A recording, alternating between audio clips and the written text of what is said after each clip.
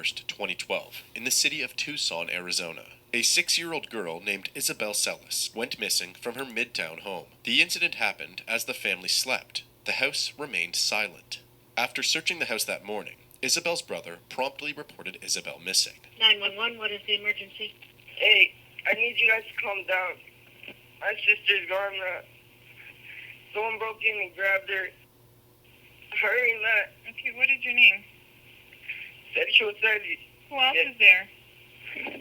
My dad, just people are looking. Just Okay. hurry, man.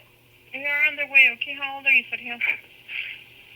14 going 15. on 50. Okay, anything else that you know of? Do you know what she's wearing? She's probably wearing pajamas. Do you know what color? Pink, maybe green, I don't know. Did you guys hear anything? No. I don't know, man. What's They're your apartment. What's your sister's name? Isabel Mercedes Eli. Later that same morning, during another 911 call, Isabel's father, who was also named Sergio, tells the dispatcher. We woke up this morning. I went to go get her up for her baseball game, and she's gone. I woke up my sons. We looked everywhere in the house, and my oldest son noticed that her window was wide open and the screen was laying in the backyard. We've looked all around the house. My sons are running around the house looking for her. The screen was on the ground outside? Yes.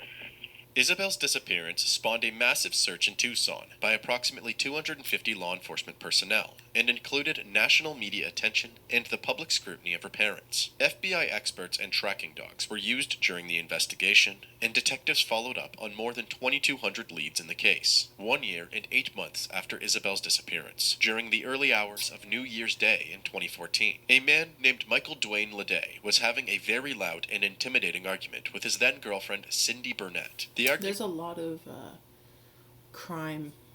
There's a lot of things that make people evil, or just evil things, sinful things. We all commit sins, right? But it's like children. That's like the bottom. That's like the bottom of the barrel. That's like the worst thing. It's anything involved with children. Anything.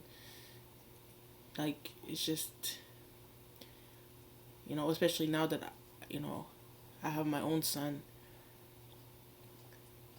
It just it leaves me speechless, to be honest. You know what I mean? It's just wild. The argument began while they were walking in the 2200 block of East Sunderland Vista, near East 36th Street and South Campbell Avenue. As the argument escalated, a man named Patrick Balbastro and his girlfriend Valerie Kalongi were driving through the South Side neighborhood when they saw Michael Leday assaulting Cindy Burnett. Patrick called 911 and told the dispatchers that he was going to help the woman. When he got out of the car, Michael Leday attacked him. Patrick's girlfriend Valerie also got out of the vehicle to intervene.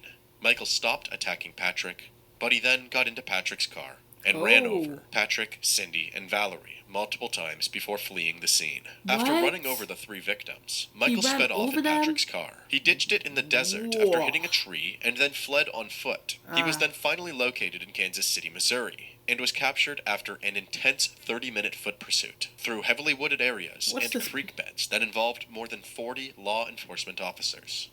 The new year got off to a deadly start in Tucson. 2 people were killed and another critically hurt when they were repeatedly run over by a car.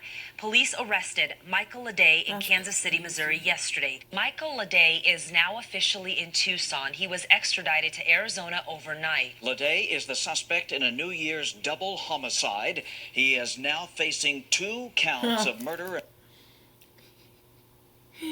But to me, I'm not even going to say nothing, man. He be looking like, I don't even know.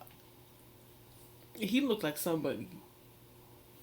And 1 count of attempted murder, plus other charges. Leday led about 40 law enforcement agents on a chase through the woods before they finally arrested him. Michael's defense attorneys would later go on to say that everyone had been drinking that night, and Michael was not in a clear state. That's one reason why, I've had my moments with drinking when I was young, but the worst comes out of you when you drink, and it wasn't even because I would get real sick because I was young and I would be mixing different things, and so I would get real sick. But it wasn't even that. That was like the decision that made me stop drinking. It was like the decisions I made. You know what I mean? Like, it's like, that's not even me, bro. That's not even, it's me, but it's like deep down parts of me. Parts of me, you know what I mean? Like, we all have the capability of doing certain things. But when you're under the influence, you don't have that clear mind. You can make decisions that when you're sober, like, nah, like, that doesn't even make sense to do that. Like, So it's like, drinking is just not for me. It's not my thing. Mind. Patrick Balbastro and Cindy Burnett were both killed in the attack. Miraculously, Patrick's girlfriend Valerie Kalongi lived to tell the tale. A deadly start to the new year. 2 people killed, 1 clinging to life. They did everything that they could. Damn. This person's speeding. Make sure that I lived, because I almost died. Tonight, the survivor of the New Year's morning attack speaks for the first time. In a story you'll only see on 9 on Your Side, Justin Shecker visited Kalonji as she continues to make progress in rehab. Before I wasn't able to go into the chair, now I can kind of pivot into the chair. Now Valerie Kalonji is focused on learning to walk again, a miracle made possible by the emergency room surgeons at the University of Arizona Medical Center. Everybody loves them for saving my life. But there's another man Valerie credits for her survival, her boyfriend Patrick Balbastro. She found the strength in the inner... The only person you gotta thank is God. I'm gonna be for real here. Like, absolutely. I'm not saying, like, the people in the hospital didn't help you. But, like when it comes down to it, you gotta thank God, man. Don't thank your... Like, you can thank these people, but, like, you gotta thank God. Like, be sure to thank God, because... interview to stand up and show us her shirt with Patrick's picture on the back. When I think about things or think about how hard it is, I look at his picture, Rico, and then to see him smiling, it makes me laugh, makes me smile. I wish he was here next to me. All I remember was the arm stretched out and me having his arm saying goodbye like that. About 6 months after this New Year's Eve attack, on the afternoon of June 3rd, 2014, Valerie Kalongi's 13-year-old daughter, Maribel Gonzalez, goes missing after telling her family that she was going to visit a friend. Maribel's home was located just minutes away from Isabel's home. When Maribel did not come home the following morning, Valerie called the friend, who then told her that Maribel never arrived. Valerie immediately reported Maribel missing. Search efforts ensued. However, just 3 days after being reported missing, Maribel's body was discovered in a desert area northwest of Tucson, near North Trico and West Avra Valley roads. A medical examiner ruled her cause of death as homicide by unspecified means. There were no immediate suspects. One family, 2 horrific tragedies. Months later, Kalonji, still recovering from life-threatening injuries, has a different type of healing to do. Just last week, detectives confirmed the body in a remote Marana area is that of 13-year-old Maribel Gonzalez, Kalonji's daughter. 1 week shy of her 14th birthday, the family of Maribel Gonzalez is hoping someone can offer clues into the Tucson teen's death. The plea eerily similar to the situation they were in a few months ago. A few weeks after the attack, Maribel sat down with 9 on Your Side. I love her. I'm just happy that she's alive. It feels good to have people support my mom. Citing severe decomposition, it took detectives 3 weeks to identify Maribel's body. According to her family, they first reported the soon-to-be 8th grader missing on June 4th, after she didn't show up to a friend's house. On June 6th, deputies, unaware it was Maribel at the time, recovered her body here in a remote desert area in Marana, nearly 40 miles from her East Side home. Following the tragic discovery of Maribel's remains, the search for Maribel's murderer continued over the following years, along with the search for missing 6-year-old Isabel Celis. Thousands of tips poured in, but each tip led investigators to a dead end. Say, how are you doing to people? And they're like, oh, living the dream. And all that goes through your head is living the nightmare. surviving the nightmare and doing everything we can to stay strong, stay healthy.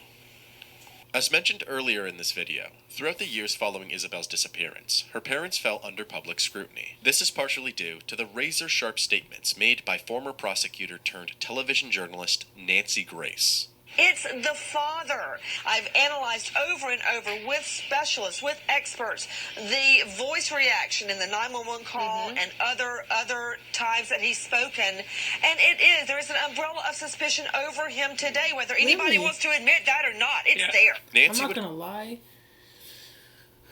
From my perspective, he didn't sound suspicious to me on the phone.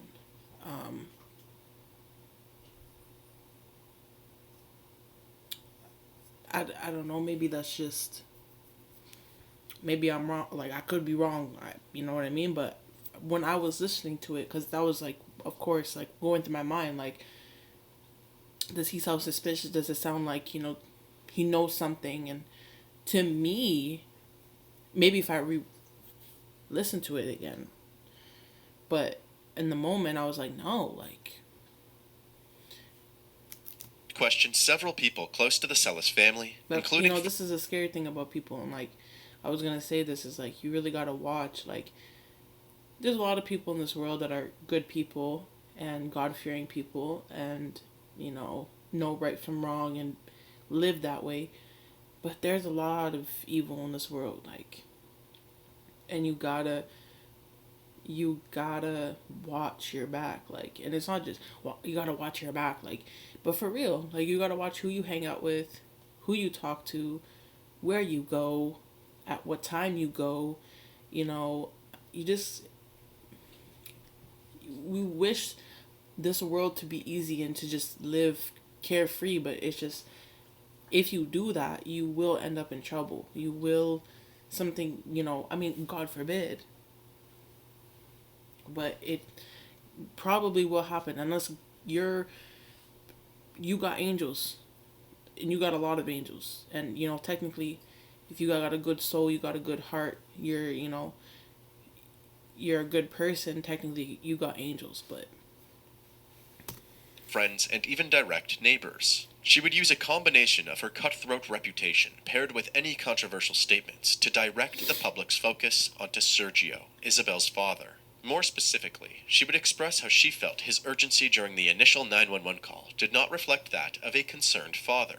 I don't know a single parent that when their child goes missing laughs on the 911 call. Laughed? Dan, when you ever have a child, maybe you'll understand. Yeah. But I lost John David for about 45 seconds in Toys R Us. I don't remember him laughing. That's my bad.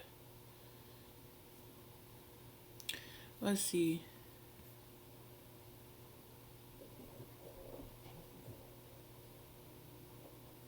Let's see this.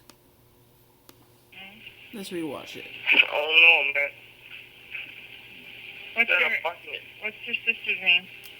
Call, Isabel's father, who was also named Sergio, tells the dispatcher. We woke up this morning. I went to go get her up for her baseball game, and she's gone. I woke up my sons. We looked everywhere in the house, and my oldest son noticed that her window was wide open and the screen was laying in the backyard. We've looked all around the house. My sons are running around the house looking for her. The screen was on the ground outside? Yes. Isabel's disappearance spawned a massive... See, I don't know. So I don't know if they didn't show the full phone call, but so maybe. But from that, he didn't laugh to me. So maybe, obviously, this is not, you know, the full investigation. So if he would have laughed, if I would have heard him laughing, like, yeah, of course, like, that's real. Like, why are you laughing, you know? Never felt such panic in my whole life. So, you know, you can say whatever you want to, but I know what I know, Dan. In fact, she even pointed to some specific moments where he seemed to be laughing or enjoying the situation. Okay, what's your actual birth date? Okay. Okay. Is Mom there also? And she had just left for work. I just called her and I just did all that for no reason. They're gonna play it anyway. Get her back home. Oh, see, he laughing. Yeah, nah, sus. She would also highlight how Sergio would use the word abducted instead of disappeared during his initial call. Hello, I need to report a missing child. I believe she was abducted from my house. These accusations grew to such a point that Child Protective Services stepped in and ordered that Sergio did not have any... I mean, that's not real sus to me, because if you was investigating, right? Because I feel like, I mean, God forbid, right? I have my son, and I put myself in his shoes, right? If I would have went to look for my son and I saw that he wasn't there, I'm looking for him. Like, I'm going around the house, I'm calling his name, I'm looking for him first. And I go down, like, I'm going to leave my house and I'm going to go down the street. I'm going to be looking for him. And then a few hours go by. Then I'm going to call the police and say, hey, like, because it's not like a crime is in front of me happen. Like, you know what I mean? I just feel like my gut, like, right away, I'm going to be looking for him. Because if anybody can find him, it's going to be his mother. You know what I mean? That's with my mind, And few hours, like, maybe not a few hours, but if I look around the neighborhood, I look everywhere in the house and I can't find him, then I will call. Using the word abducted is not that weird, because it's like, in his specific situation, he saw that in the window, his the thing was gone in the window, right? Which means somebody had broke in, and all of a sudden his daughter's missing. That kind of seems like an abduction to me, right? So, contact with his two sons. Although it is assumed that this order was brought on due to the public attack on his character, the exact reason has not yet been made public. However, police did state that Child Protective Services noted that this order was the result of a call that took place sometime during the year before Isabel's disappearance. Sure. With total confidence in her husband, Isabel's mother Becky spoke out at a public event defending Sergio and proclaiming his innocence. My husband's a great father. My husband loves those boys, loves my daughter, is a great husband, a great father to the boys. Becky, too, faced accusations of involvement and criticism of her actions. You're stuttering, and of course you're going to say that. Why would you not say that? Why would you not say he's a good father, he's a good husband? Why would you not say that? Unless you were not involved and you suspect him, right? So obviously that's not... As a mother. She's gonna say Leslie Austin, psychotherapist, New York. I've never had a case where the mom did not stand by husband, boyfriend, lover, live-in. Right. Well, the wife is part of the system. If it's a strong marriage, a strong family, she's going to defend him until proven otherwise. There's a disbelief there. Exactly. Well, also, I think that it touches on the mother's own judgment. Yes. Women often bond with the husband over the children, unfortunately, where they should be protecting their children. Although it's quite apparent that Sergio is calm during the initial phone call, it is well documented that each person has a different response when coping with high-stress situations. Mind you, I'm the type of person, personally, when there's kind of chaos going on, I'm usually the calm one. So that is not necessarily a specific thing like, oh, he's guilty because he was calm. Although I've never been specifically in that situation, losing a child, I feel like I might be in panic. I don't know. Whilst it is more common to associate hysteria and panic with these dramatic moments. Police, what's going on? 5515th Street. What's going on there, ma'am? We have a kidnapping. Hurry, please. Explain to me what's going on, okay? She's panicked. Oh, my God, please. Okay, Please, there's somebody. I am, honey. Please. Take a deep breath. Please, Okay. hurry. Patsy. It is not impossible for some to respond by shutting down or even by cracking jokes as a way to ease their emotional tension, especially when surrounded by their children who look up to them for guidance. In child abduction cases like these, it is not uncommon for the parents to find themselves under the public microscope. But in the case of Isabel Celis, it is generally perceived that the attention on Sergio was unfairly heightened by a powerful, opinionated woman with a very public platform. This negative attention continued, but slightly died down between 2015 and 2017. It officially reached a halt on March 31st of 2017, when officers released the news that they had in fact located Isabel's remains earlier that month, but waited to make the discovery public until after receiving DNA confirmation. In April of 2012, 6-year-old Isabel Celis went missing from her East Side home. The Tucson Police Department has actively reviewed and followed up on over 2,200 leads in this case from the day that Isabel was first reported missing. Now, earlier this month, human remains were uncovered from a remote area in Pima County. A portion of those remains were sent to an out-of-state lab. It's an independent lab for DNA analysis. And unfortunately, the results of this DNA analysis did confirm that the remains were those of Isabel Celis. Isabel's remains were discovered close to where Maribel's remains were found, near Trico and West Avra Valley Roads in Pima County, just outside of Tucson. When Tucson Police Chief Chris Magnus was questioned regarding what led them to this location, he responded by saying that the discovery was not made by happenstance, implying that the search team was led there through a tip, connecting piece of evidence, or a direct statement from a person of interest. 18 months following this press conference, on September 14th, 2018, another press conference was held by the Tucson Police Department. This time, officers were announcing that a major indictment had been issued for the man that they felt confident was connected to the murders of both Isabel and Maribel. Pima County prosecutors and all of law enforcement never gave up the hunt for the killer of these two little girls. The cases went unsolved, but they were never closed.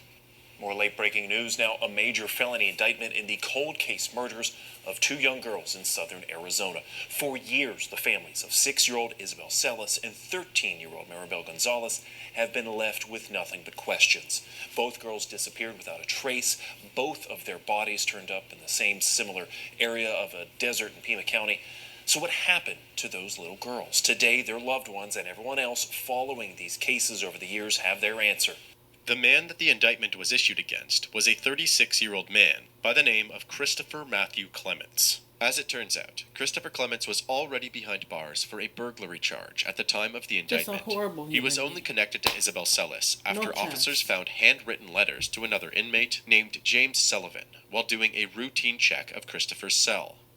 This past June, while Clements was in custody at the Maricopa County Jail, a routine check of his cell turned up handwritten notes tied to another inmate in jail. TPD interviewed that inmate, James Sullivan. Sullivan told detectives that Clements talked about Isabel Celis, saying he knew where she was and that he was concerned there might be DNA evidence related to Celis's hair in the trunk of his car. Clements reportedly told Sullivan that Celis had been dumped in the desert and that she had been strangled and had chemicals poured over her body. Clements told the inmate he never intended to keep Isabel alive. This is the Celis home where Isabel was kidnapped in April of 2012. According to inmate Sullivan, Clements showed him photos of the Celis house that he kept hidden in the pages of the Bible in his cell. Clements described how he took Isabel from a bedroom window. The FBI interviewed Clements in February of 2017, and he said that he knew where Isabel was buried, but refused to lead them to her unless 2 Pima County burglary cases against him were dismissed. He would also state that although he knows Isabel's whereabouts, he was not involved in the abduction whatsoever. I'm not doing this to be a good Samaritan, I'll be honest. Well, yeah. Yeah. I was involved with some people. Mm-hmm. And that's how I know. I'm not in here because I'm a good Samaritan. I'm not in here because I care so much about the sanctity and morality of society. I could really give... What I care about is my family. Right. Period. I didn't do this. Okay, how about I me, me. Could care less about you, but me. But it's like, you... hurt, like... I just... have any direct involvement with her kidnapping. Oh my God, there's some people I wish just... like in the calmest. I don't even want to say in the most respectful way, because I don't mean no respect to these people, but like I just wish they didn't exist. You know what I mean? Like, I don't know. Or they existed, but they just were different people. I don't know how to, like, it's horrible. It's horrendous. We may be able to go and scoop her up this afternoon. Could we do that? Is that possible? With the information that I have, yes. Right. We could. With the information that I have. Like, you're not Absolutely. important. No one gives a... Without a doubt. No one gives a shit about you. You think your family cares about you? You could. No. Yeah. Alright. You could have her within 12 hours. This guy is like the 12 definition hours? of a satanic person. Like I look at said this. within 12 hours. I think the information that I have is a lot more valuable than a conviction or me staying in here. We're gonna check it out, and I want to see if I'm glad you guys, if there's anything I'm glad. The No one investigators cares then about your made a deal opinion, with bro. Chris, promising to dismiss the burglary charges as he requested, and to release his vehicle, which was seized during his arrest. This deal did not protect Chris from any charges that may arise following the discovery of Isabel's remains, so Chris continued to negotiate with the investigators. I mean, you're changing your tune. You're saying you're not directly. I'm not, but I've never changed my I'm tune. not. I've If always you're said not that I want to cover my... You're not directly 100%. involved. It doesn't matter if I was or wasn't. I told you I'm not directly involved. I said that I'm not directly involved. But I want the language on there to reflect that no matter what you guys' opinion is, whether or not I'm directly involved, it doesn't matter.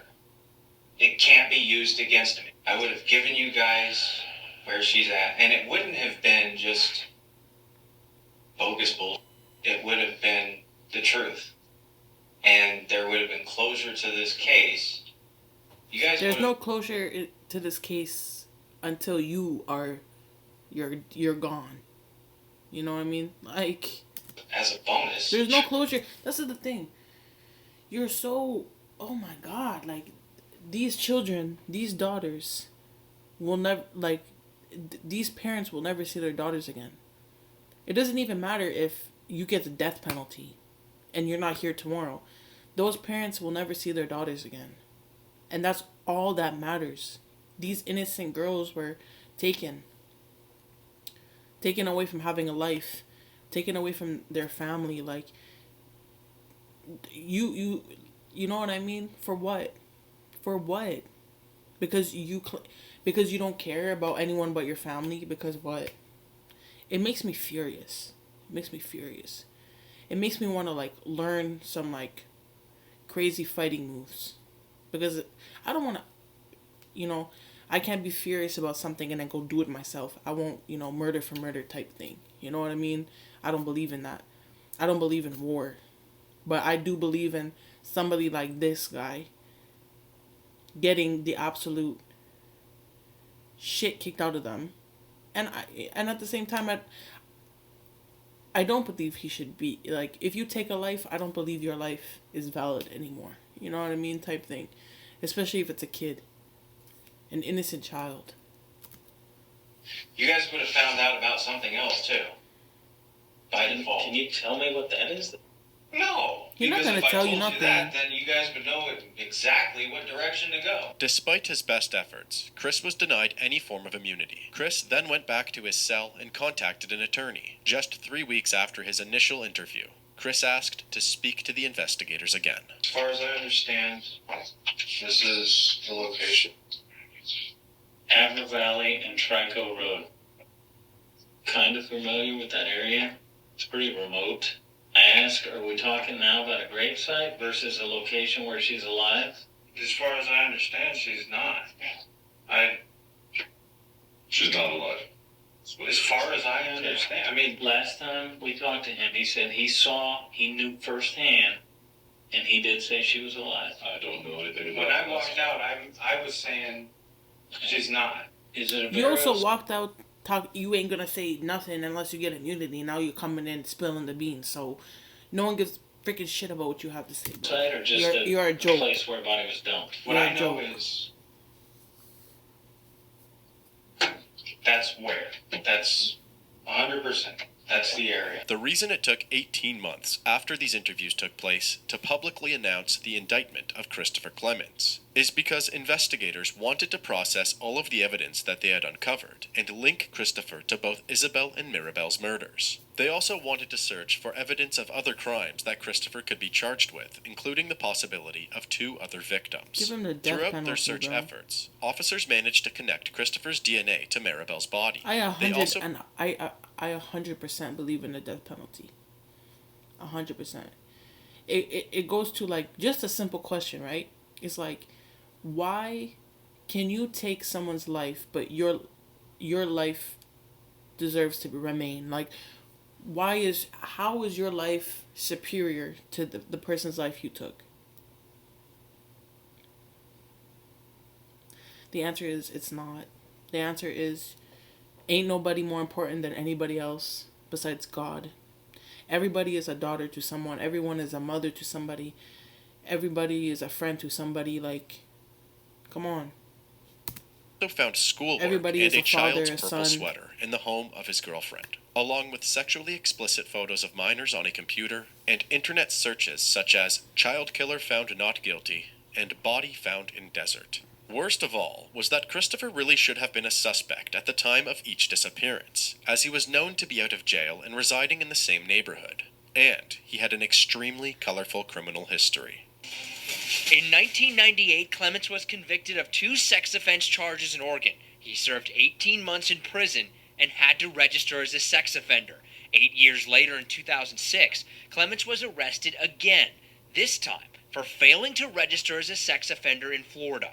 Clements was then arrested again in 2006. Court records show officials in Oregon charged him with violating a protective order against stalking and harassment. A year later, Clements was in Tucson. In 2007, he was charged with giving false information to law enforcement officials after they say he gave a fake name and date of birth to a police officer. The officer stopped Clements after seeing him take something out of a bus stop trash can. In 2008, Clements was again charged with failing to register as a sex offender. Over the next 4 years, records show that Clements lived at several different places around Tucson, including one apartment about 2 miles from Celis's home. Clements avoided any run-ins with law enforcement until 2017, when he was arrested in Maricopa County for burglary and fraud. Court records also show that he owes more than $20,000 in child support. On September 24th, 2018, Christopher Clements was arraigned via video in the Pima County Superior Court. The families of both Isabel and Mirabel were in the courtroom during the video arraignment. Christopher pleaded not guilty. Chris would go on to face 2 separate trials for each murder. The first trial he just has such a punchable face, you know what I mean? Like a face you just want to... Who needs a punching bag, you know what I mean? You just have that face where you just... Case would be for the murder of Mirabel Gonzalez, and in September of 2022, Chris was found guilty on all counts related to Mirabel's death. Guilty on all counts. After more than 11 hours of deliberating, that's what the jury returned in the case of Christopher Clements. Tonight, for the first time, we are hearing directly from the defense. After a 2-week trial, Christopher Clements sits in jail for the kidnapping and murder of 13-year-old Maribel Gonzalez. He doesn't feel 5 bad. jurors believed Clements guilty of felony murder, and 7 said he is guilty of felony murder and premeditated murder. As we reported, they didn't have to be unanimous on which type of first-degree murder it was, but they all had to agree it was first-degree murder. Clements showed some slight tension before the verdict was read, rocking in his chair a bit side to side. When the verdict was read, he sat still, but did not show a lot of emotion. This motherfucker has a tattoo of a knife on his... How much of a loser can you be to have that? Maribel's mother, on the other hand, fought back tears of joy. As she left, she was all smiles, finally seeing justice 8 years after her daughter was killed. Christopher was sentenced to natural life in prison for the death of Mirabel Gonzalez. He was also sentenced to 17 years for kidnapping, which will be served consecutively. The trial for the charges related to Isabel's murder began in February of 2023. However, this trial ended in a mistrial as the result of a hung jury. The retrial was originally planned to begin in November of 2023. while Chris was also facing a new trial after officers discovered a deadly weapon in his cell. Switching gears now, convicted child killer Christopher Clements will stand trial for a sharpened pencil found in his cell on the eve of his second murder trial earlier this year. Corrections officers found the pencil the night before the murder trial for Isabel Celis was set to begin, and that trial ended in a hung jury, but prosecutors aren't giving up. He's facing a new murder trial in November, plus another trial next year for promoting prison contraband inside his Pima County jail cell. The retrial for the charges related to Isabel's murder was scheduled for November of 2023, but it has now been delayed again and is set to take place in 2024. Since this case won't reach a full conclusion until a verdict is reached regarding the charges related to Isabel's death, and now the charges related to the deadly weapon as well, I will definitely be posting an update video when everything is over, using as much court footage as possible. Until then, Christopher Matthew Clements currently resides at the United States Penitentiary, Tucson, Arizona. As for Michael Leday, the man who murdered Patrick Balbastro and Cindy Burnett and critically injured Maribel's mother Valerie on New Year's Day in 2014, he was convicted of 2 counts of second-degree murder and 2 counts of aggravated assault. He was sentenced to 57 years behind bars. Guy, after the judge announced the sentence, we had to leave the courtroom, but from the hallway, we could hear loud applause as family members of Leday's victims learned that he will spend more than 5 decades behind bars. We heard Michael Leday speak for the first time today as the judge offered him a chance to say something before his sentencing. I never met anything that happened like this. I never met to hurt anybody. Oh, get the out of here, brother. What do you mean? I never met, bro. Get out of here. I know it's not gonna change anything. Then just shut up, bro. If it's Michael not gonna Leday currently resides in the same prison as Christopher You're just Clements, making yourself look the United stupid. States Penitentiary, Tucson, Arizona. Oh, Lord. Lord. Lord. Lord. Lord.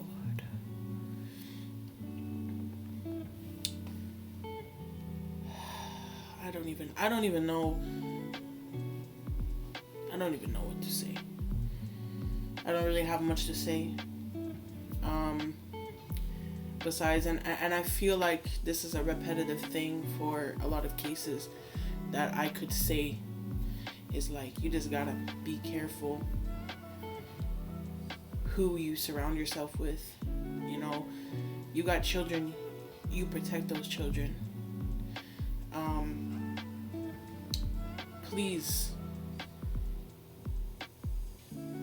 Please control how much you drink.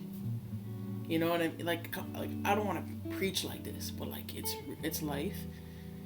And for the sake of your life, for the sake of your family's life, for the sake of God's glory, control yourself, humble yourself.